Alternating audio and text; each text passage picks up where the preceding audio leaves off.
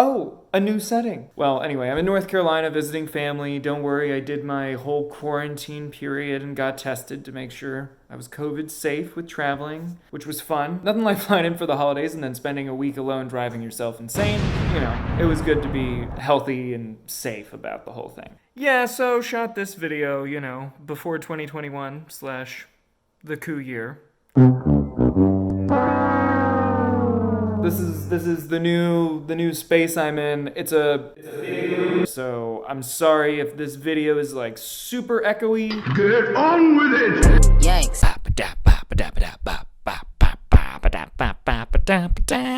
Misinformation.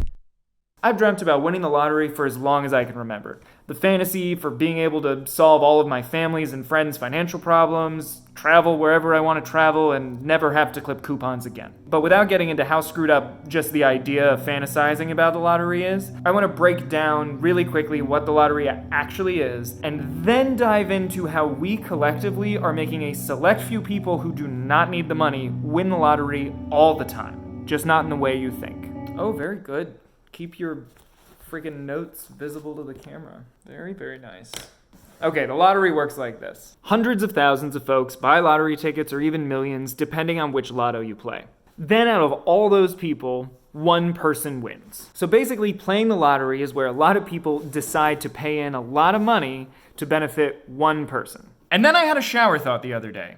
I think this is how our taxes work, too. Now, that's a bold claim to make, and I'm not gonna go out of my way here to, look at how every tax dollar is spent. I'm more curious about, taking a specific industry example and saying, all right, this industry gets money from the government, which means it's money from the people. What do the people get in return for giving money to that industry? To keep it easy and to keep it topical, I'm going to look at the pharmaceutical industry. She's still the one for you. And Cialis for daily use helps you be ready anytime the moment is right. Cialis is also the only daily ED tablet approved to treat symptoms of BPH, like needing to go frequently. Tell your doctor about all your medical conditions and medicines, and ask if your heart is healthy enough for sex. You might ask, why? Well, obviously, there's a lot of talk about medicine and treatments right now, so that's kind of one reason. The other reason is the pharmaceutical industry has been insanely profitable every year for decades. Stop taking Cialis and get medical help right away. The only way you can be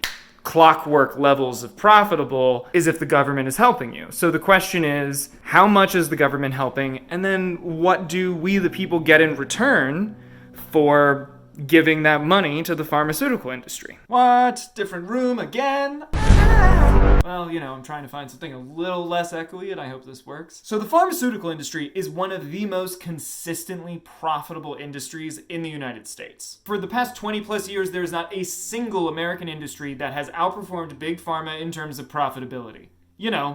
Making money. By the way, I'm getting all of this info from an incredible report / paper written by Robert Field in the St. Louis University Journal of Health, Law, and Policy. And there's going to be a link in the description. This massive paper basically covers how the US government created and now sustains the private pharmaceutical industry. You heard that right. I am not going to go through all the history with dates about when such and such agency was founded under which president or what have you. If you want more of the background, check out the link in the description. Like I said at the beginning of this video, I am only interested in looking at how our money as taxpayers, as members of the public, is used when it comes to something that all of us need. Like medicine. So let's get into it. Side effects include nausea, dry mouth, and constipation. As I said before, there is no American business that outperforms Big Pharma. The sale of drugs in America alone brings in $300 billion a year. And that figure is about 10 years old. In 2009, remember when we were entering, a whole global recession that we're still in? Yeah, that year when things started to get really bad, Big Pharma globally brought in almost $1 trillion. And I'm talking about American Big Pharma here. And those sales and profits keep going up every year. Whether other businesses are crumbling around them or not, they not only continue to be profitable, but they continue to be more profitable. If success is measured by return on the dollar, the pharmaceutical industry made a killing. Not only does Big Pharma make a crazy amount of money each year, they're almost pretty much guaranteed to make more money than they did the year before. like clockwork. And that kind of makes sense, right? There's always going to be demand for life-saving drugs and treatments. But it starts to get a little grimy here, because these big pharma companies charge a lot of money for these drugs, as anyone who pays for their own healthcare already knows. Good one. And now for the So is this because the drugs are expensive to make? No. This is because of something called U.S. patent law. Yikes. Without getting into the finer points of patent law, what it basically is there for is to allow companies to be profitable off of an original concept or idea for a limited amount of time. Yes! When it comes to big pharmaceutical corporations inventing a new drug or a new treatment, they patent it, and then they get a legal monopoly for that drug or treatment for 10 years. After a decade of that monopoly, other companies can start manufacturing the drug, and that's how you end up with the original name brand drug and all of the generic versions of the drug that are cheaper, but are just the exact same drug, not made by the OG company. When a drug has been on the market for enough time, its patent expires, ending its reign of market exclusivity and opening the door to generic competition. This should drive the prices down. Get medical help right away. And of course, there's an obvious problem here. We're not talking about crackers or ice cream or patenting a new vacuum cleaner. We're talking about medicine. These companies have 10 years to charge whatever they please for these treatments. And if you can't pay, well, you might just die. Yikes. So that's how the game looks from the outside, but one thing I haven't mentioned yet is how these medicines and treatments get made. And that's the real kicker here. The government, with taxpayer money, funds the research and development for new treatments. The government, man?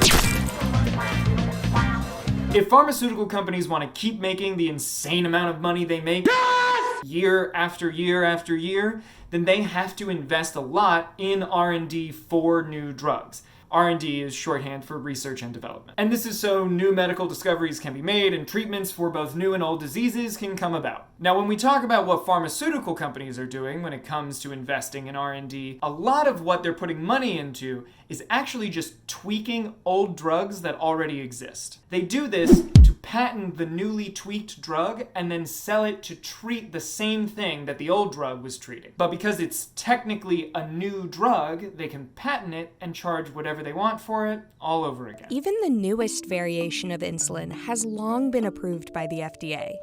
So you might think that some essential innovations happened in the past few years to warrant such a price increase. Well, think again. The products that are out are not really new. They may have tweaked the manufacturing process and the like, and they have better delivery pens and the like. And that keeps up their cycle of being able to have a monopoly over medical treatments. But that's really a whole video unto itself. I'm more curious in this video about the new discoveries of new diseases and new medicines and treatments. Where does that money come from? What about drugs and treatments based on totally new scientific research and discoveries? Well, the money for all that comes from the government. It comes from us, the people who pay taxes. And this money is given by the NIH, the National Institutes of Health, which is a government department. They award grants to researchers and scientists to discover and study new diseases, medicines, and treatments. Do not take Cialis. And that grant money comes from the taxpayer. And this funding is essential to helping make new medicines and treatments that make our lives better. And we are the ones paying for it, so good, right? I mean, the fact is, and this is a fact, in the form of these public grants, the government is the most significant investor in researching, developing, and testing medical and biomedical treatments. In the study I've been citing so far, Field asserts that the importance of government-sponsored research to pharmaceutical industry vitality cannot be overstated. And yet, these private pharmaceutical companies that make these sickening profits off of life-saving drugs are reluctant to help with any sort of investment in this research that is the basis for virtually every drug we have nowadays.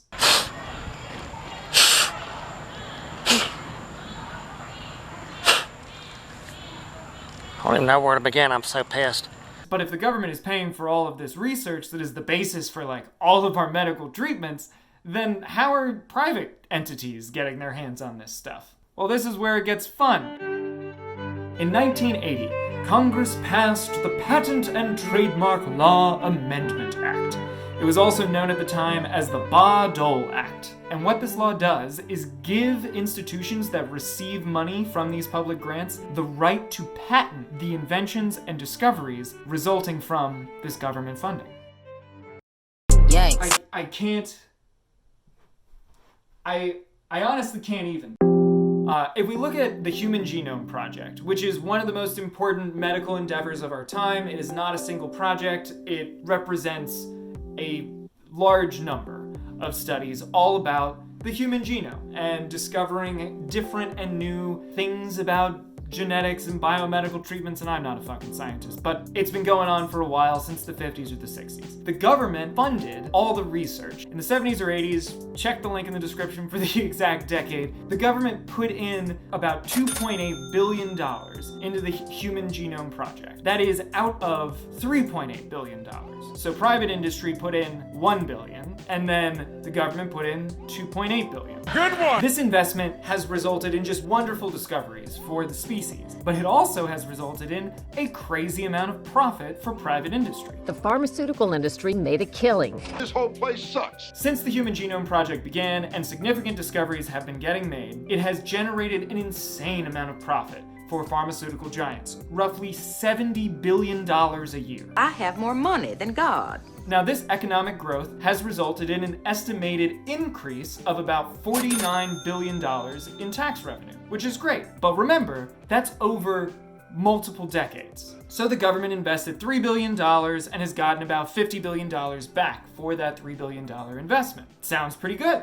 But the Human Genome Project has been decades in the making, and $50 billion over the course of decades is less once you start looking at it as a year-by-year return. And as was mentioned earlier in this video, the government invests a crazy amount of money in initial research to discover new treatments and medicines. So the question is, all right, they got some money back, but how much money is the government investing every year in these new treatments? How much is enough? Well, the NIH, according to their own website, invests $41.7 billion every year into these grants. Now, the idea of investing in medical research and making our futures better and safer is good. I'm all for it, right? It's good to have public funding for the stuff about learning, especially the stuff that'll keep us healthy and safe. But as I keep harping in this video, the issue comes down to where the money comes from and where it goes. Where is the benefit to the public? Where is the benefit to the taxpayer? If the taxpayer is paying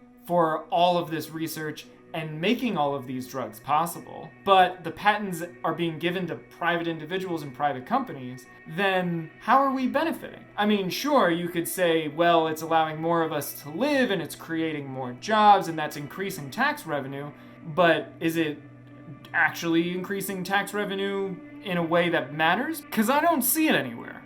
I feel like if there was more tax money going to benefit us, the people, our education system wouldn't be getting worse every year. Our roads and bridges wouldn't be continuing to crumble. What benefit are we getting for putting in all of this money for this research? And this is where we finally start getting to how paying taxes is a lot like playing the lottery. But I'm not quite there. Just bear with me just a little bit longer. We, people like you and me, are paying our taxes. But unless you've been living under a rock for the past several years, you've seen the news and the documentaries and all of the info coming out about the mega rich and how they just don't pay their taxes. If you remember the Panama Papers scandal from a few years ago, that's what that was all about. And just because that all came to light and we learned and now know for a fact that rich people didn't pay their taxes, doesn't mean that they suddenly started paying their fair share. They still don't. And then we have these pharmaceutical companies that are, yes, owned by billionaires. How could they not be with an industry that is never-endingly profitable? So you have these big pharmaceutical companies owned by these rich people who aren't paying their taxes, and yet they're receiving all of this free money to develop their products. So these drugs and treatments that we already have to pay so much for when we do get sick are actually being funded by us from day one. But when these studies and this research evolve into life-saving treatments, these companies get to patent that and then have a legal monopoly over the thing that we paid for them to make. And then they turn around and charge our life savings for it. And while I'm only looking at one aspect, one area of where our taxpayer money goes, how medicines are made, I still think it adequately shows what I mean here. Paying taxes is a lot like playing the lottery. A lot of people pay in a lot of money, and then just a few individuals, the ones in this example are the ones owning pharmaceutical giants, are the people who win. They get to own the meds that we paid for them to develop. And then they make zillions, and we have to pay even more money to get the thing that wouldn't exist had we not paid for it in the first place. So paying taxes is like playing the lottery. The only difference is that if you play the real lottery, you might actually get something out of it. Yes. I've had enough of these people. They're a bunch of Christian murderers scum. They're on giant death factories keeping babies alive and selling their body parts. What more do you need to know about these people? I go out and face these scum.